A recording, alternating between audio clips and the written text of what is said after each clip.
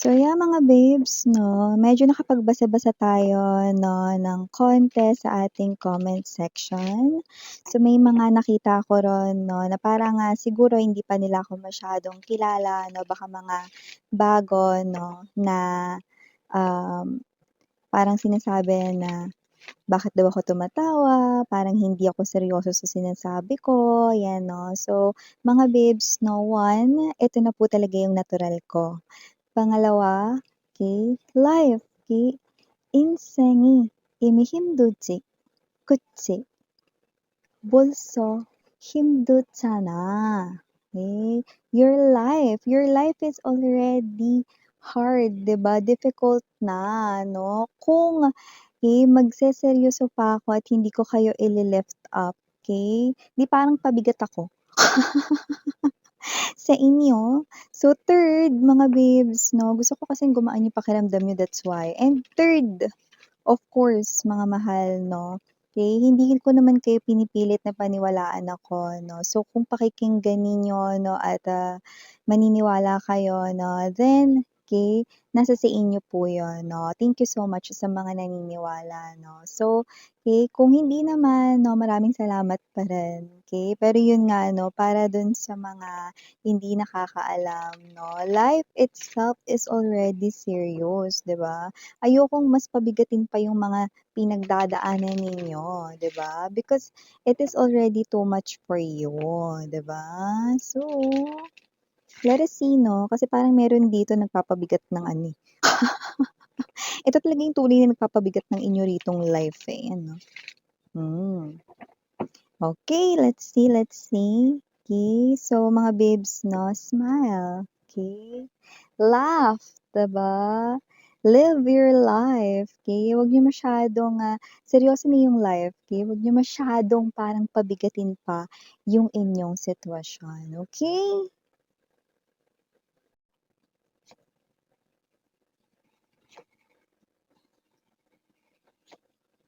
Oh, I'm getting the word 'no, na fit talaga rito ang word na sindak. So kung sino man 'tong energy na 'to, nasisindak siya sa inyo, ayan 'no, parang mala-horror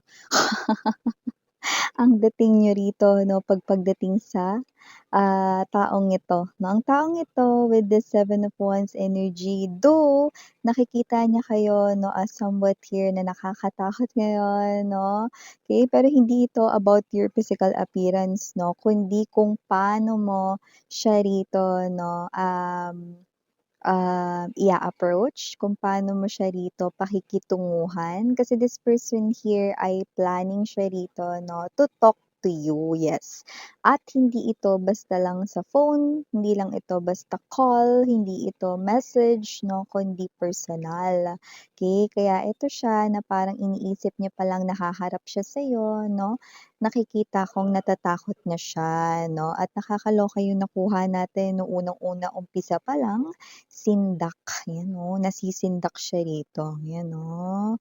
Parang mala-horror nga 'no, parang yung pelikula lang 'no, na patayin mo sa sindak si Barbara. Pero mukhang palitan niyo yung Barbara ng pangalan niyo, 'di ba? Nasisindak ka rito kung sino man itong person na 'to 'no, pero nandito ang Eight of Cups kaya pala. Six of Wands in reverse, center pa ng reading, Strength card now. This person here coming in pretty slow. At mukhang slower pa nga. Pero tuloy naman, okay. So, Three of Coins right in here. Alright, bottom of the deck, we have the Four of Swords now, the Nine of Swords, and the Six of Coins, okay. Cheer up, babe! I do see, okay, na nakikita ko rito na nahirapan talaga kayong i-deal ang person na 'to way back then. That's why this person here, kabado siya sa muling pagkaharap ninyong dalawa. Pero wala siyang choice kundi gawin ito, okay. Dahil meron siya ritong gusto ritong mapag-usapan ninyo. I do see that this person here sees you now or views you as the Queen of Swords. Wala tayong gender dito, babae, lalaki, LGBT, lahat ay welcome. So, just take only what resonates. But here I do see that this person here 'no, ay someone rito na kahit takot alam mo yung energy ng 'pag nanonood ng horror movies 'no, kahit na natatakot at parang medyo nagtatago 'no, nakatingin pa rin sa screen ng TV, parang gano'n siya. So nakita ko dito na parang, eto yung bagay na alam niya sa sarili niyang dapat niyang kaharapin, okey? Kasi ito yung bagay 'no, na kinahinatnan ng Eight of Cups, yan o. So definitely this person here did walked away sa inyo even though nakataas lahat rito 'no, ng mga chalices, puno 'no. So ibig sabihin 'no, kahit na, okey, mahal na mahal mo siya at pinararamdam mo 'yun sa kanya 101% 'no, lumisan, umalis pa rin siya 'no. Kaya pala siya rito nasisindak at natatakot 'no. Kasi hindi niya alam kung lahat pa ba ng mga cups na 'to na symbol ng emotions at feelings mo ay nakatayo pa rin ba or lahat ay nakatumba na at wala ng laman. Because cups ay symbol ng emotions and feelings 'no, at kung natapon na ang laman ng mga baso, ibig sabihin 'no, mas nakakatakot yon para sa kanya kasi wala na talaga siyang babalikan. Dun, dun, dun, dun. Six of Wands in reverse position. I do see that this person here ay now inaasar-asar ng mga tao, especially the friends niya rito, no? Pagdating dito sa kanyang mga sentiments about you guys, no? At yung iba pwedeng may nababanggitan or may napagsasabihan dito pero maaaring nakakuha siya rito ng negative comments, feedbacks, no? Ay naku pre, wag mo na ituloy yan. Alam naman natin kung gaano mo nasaktan si collective. Wala ka ng pag-asa dun. So, mas lalong bumababa po yung confidence niya rito, babe, 'di ba? O bago natin pag-usapan pa ito more, batiin muna natin everybody. Hi and hello there everyone, my name is Yan. Welcome new subscribers sa Training Istam Buyers. Thank you sa inyong walang sawang love and support for me. At kung hindi niyo pa knows, meron pa po tayo na other channel, link down below sa ating description box. So if interested, just click that link para makarating kayo there araw-araw ay nag-a-upload tayo ng collective readings for all signs there. At yung nga tayong gender dito ha, babae, lalaki, LGBT, lahat ay welcome. So just take only what resonates. And of course, timeless din tayo, pwede nangyari na, sa iba nangyayari na, sa iba mangyayari pa lang, no? But definitely someone here na is coming in pretty slow at slower pa nga. Okay, dahil nga itong person na to, no, ay walang kasiguraduhan kung may pagkapanalo ba dito sa kanyang gagawin, no? So hindi niya rito plano na mag-text, tumawag at kausapin ka ng hindi ka nakakaharap ng personal or ng live, taray live. Yes, 'no? Kasi nakikita ko rito 'no, na hindi niya alam kung with the Five of Cups energy and the Sun in reverse 'no, kung may maganda bang patutunguhan or kahihinatnan or magkakaroon ba ng positibong resulta or outcome etong kanyang gagawing pakikipag-usap sa'yo. Pero ang pag-uusapan has something to do with the Three of Coins. Ibig sabihin nun, mahal, etong person na 'to 'no, ay meron ditong mga i-o-offer na mga bagay 'no, na parang mga magsi-stay, magiging permanente. Baka may mga i-o-offer siya na kapagka bumalik ka sa'kin, ito yung magiging um, sitwasyon natin ngayon, malayong-malayo na sa kung paano naging tayo dati, kung paano naging ako sa relasyon natin dati, ano, may mga i-o-offer siya na mga bagay na magiging permanent, 'no, at from relationship 'no, ninyo dati 'no, from relationship gusto niyang itawid ito sa commitment 'no. Magkaiba kasi yun mahal 'no, relationship kasi is relationship itself. But when we say commitment, this person here will definitely commit to you with all his or her heart, with all his or her mind. So, yun, no? So, mas maganda talaga yung commitment, no, kesa sa relationship. But this person here, even though, no, ang gaganda, no, ng kanya ritong pwedeng i-offer, no, ang tanong doon, tanggapin mo kaya, 'di ba? So I do see hindi niya alam kung pagbibigyan mo siya 'no. Pero itong person na 'to ay nagiging malungkot na in advance kasi parang mas lamang yung hindi mo na siya rito tatanggapin kaysa sa tatanggapin mo siya. Uy, I'm hearing that song. Ba't di mo pagbigyan ng pag-ibig ko, tapat naman ang puso ko sa'yo, you know. Buti hanggang dun lang kasi mababa na yung susunod dun, eh. Ayoko pa naman ng mga mababang tono kasi 'pag mabababa, nasisintonado ako, eh.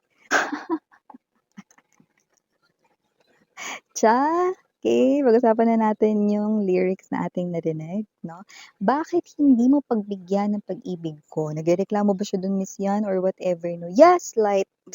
Okay, kasi this person right in here 'no, ay getting all courage para humarap sa inyo at kung tatanggi kayo na maaaring magkaroon na rito ng resistance at makakapagsabi siya ng, parang pagpipilit, force na, "Bigyan mo pa ako ng super last chance." Kahit super last chance na lang 'yan oh, magaganon siya, hihirit siya ng gano'n.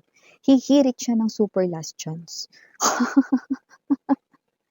So, nakikita ko rito 'no, na hanggang sa kanyang panaginip, ikaw ay kanya rito 'no, na naiisip 'no. Pero sa panaginip niya na yun with the Nine of Swords energy, puros nightmare, puros parang halos malabangungot ang mga panaginip na yun. Kasi punong-puno rin kasi siya rito ng fear. Paano naman kasi mahal, nasisindak siya sa'yo. Gusto niya dito 'no, ng happy ending para sa inyong dalawa 'no, at baguhin ang takbo ng inyong hindi maganda na koneksyon ngayon at patay na koneksyon ngayon dahil halos lahat sa inyo ay hindi pa kayo ulit nagre-reconnect, wala pa ritong hi or hello na nanggagaling rito sa kanya, wala pang kahit na anong actions, but definitely this person here really wants to give this Six of Coins energy here sa iyo. Wala siya ritong ibang gusto ritong, pagbigyan. You could be seeing a lot of number 6 and also angel number 666, okay? So just take only what resonates here, but definitely this person here ay someone na parang wish niya ito, pero sa kabilang banda dahil nagiging negatibo siya, malaki at mas dominant yung pagiging negative thinker niya dito 'no, maaaring makaapekto ito. Okay, hindi lamang sa kanya ritong day to day 'no, na mga task 'no, kundi pati na rin sa kanyang mental and emotional health, 'yan. So, nakikita ko rin dito na hindi siya dito nagkakaroon ng maayos na tulog, maaaring pagising-gising siya. Yung iba may ano, oras ng gising talaga, hindi dahil body clock na nila yun, kundi dahil, okay, maaaring yun yung mga times na gising ka din. Kasi everytime na iniisip ka niya, okey, hindi ka rin dito makatulog ng maayos. Maaaring bigla kang nagigising kahit hindi yun yung time ng gising mo and then 'no, pagka gano'n maybe you're just drinking water 'no, or maybe you're just sitting, for minutes 'no, and then going back to sleep 'no, and you do not know why. It is because this person here thinks of you a lot before he or she goes to sleep. And when this person here wakes up, you guys, nagigising din kayo. So, I do see that you are reflecting each other's mirrors right in here because this person here, no, nadadamay siya, no, dahil ikaw ang iniisip niya rito. No, ibig sabihin, no, pag di siya makatulog, hindi ka rin makatulog, dinamay niya pa kayo. Yun yung nakikita ko rito. So, kung sino 'tong energy na 'to, ano, 'di ba? Yung gustong-gusto mong magpahinga, 'di ba? Yung pagod na pagod ka kasi nanggaling ka sa trabaho, kasi ang dami mong ginawa, ta's papahinga ka, gusto mo ng kumpletong tulog, ta's magigising ka, hindi pa oras ng gising mo, 'di ba? Siya may kasalanan nun, sweetheart, 'di ba? Bugbugin na nga 'to. So, nakita ko rito na itong person na 'to 'no, ay someone dito na talagang, with the Four of Swords, gusto rin talagang hilumin yung inyo ritong connection na nasira 'no. Pero siyempre nasa sa inyo pa rin naman talaga 'yan mga mahal 'no, dahil nga naman kayo naman ang makikipag-reconnect sa tao na 'to, makikisama at makikipagrelasyon kung bibigyan mo siya ulit ng isa pang pagkakataon. Pero kagaya nga ng sinasabi ko 'no, ang ating mga energy readings 'no, ay gabay upang malaman mo 'no, kung anong nangyayari at kaganapan 'no, lalo na kung nakaka-resonate ka. Pero sa huli, at the end of the day, ikaw at ikaw pa rin dito 'no, ang magdedesisyon. Kung gusto mo siya ritong kausapin dahil kakausapin ka nga niya rito ng personal, go ahead, you can do that 'no. If you're not yet ready, then go ahead 'no, puwede mong i-decline or puwede mo siya ritong paghintayan 'no. Or if hindi na talaga, na talagang ayaw mo na talaga siyang kausapin, then just slam the door, close it 'no, and then just move forward with your life, okay? So whatever you do, make sure that you're doing it 'no, para sa iyong best and what you deserve. Yan. So initials right in here is we do have capital letter C, capital letter E, capital letter T, capital letter Q, capital letter N, capital letter G, capital letter F, and capital letter O. For small letters, we have L, G, S, P, B as in boy, and last but not the least, R. So, these are all the messages I've got right here for ya, sweethearts. Please do check out other channel for more collective readings for all signs dun sa ating Dalnim, which means Goddess of the Moon in Korean, parang the High Priestess din. That's why I chose that name, no? Yeah. And also, okay, just take only kung ano yung mag-resonate sa inyo ng mga messages. Leave the rest behind kasi baka yun ay for other viewers naman. Thank you so much again, okay? Make sure that you're living your life, no, at its fullest. Kahit may mga problema lang, hayaan nyo lang yan, dumaan yung mga yan. Okay? Huwag nyo masyadong pahirapan ang sitwasyon ninyo, mga mahal. Okay? So, yeah. Thank you, Sarang Hill, Love and Light. Annyeong.